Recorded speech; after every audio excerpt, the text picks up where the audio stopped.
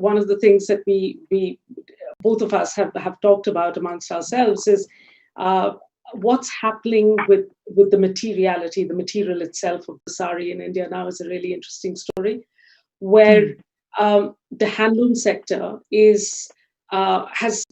we've made it because of the inheritance from Gandhi and its politics and Swadeshi fabric and khadi. We know it is important. There has been, as in the 1980s, an ethnic revolution. The handloom industry was revitalized. It was made fashionable, very importantly. Khadi has always been around. But the economies of scale simply don't work, right? So unless there is a large enough market, certainly we found, looking at the consumer base of handloom, it's less than 10% of the country. I know in my village, the women had, at a minimum, and most women had 3 saris. So one they washed, the other one they wore, and they alternated it. There were 2 saris for daily wear, and the third sari. So these 2 saris were 150 rupee mill saris, right? You can buy them for under 300 rupees now.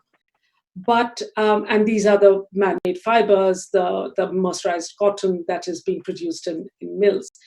But their best sari that they wore for weddings, to go to vote, on special occasions, that was a handloom sari. And it was a cotton handloom, right? And that's all you could afford.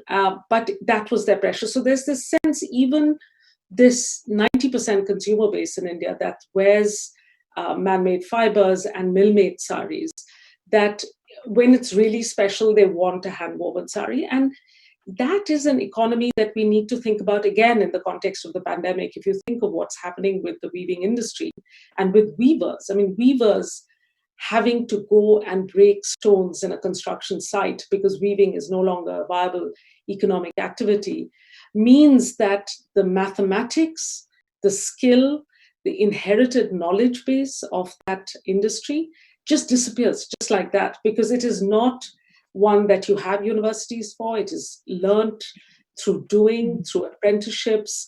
And if that master weaver or anybody who can weave, I mean, look at the sari, it's woven by, this is not a massively complicated design, but to look at, but it takes a certain kind of thinking and brain to do it. Once that person who knows how to do it has moved away from it and is just doing something as unskilled as breaking stones, we've lost it. So I think, there is also a collective responsibility to create that, to preserve that knowledge system.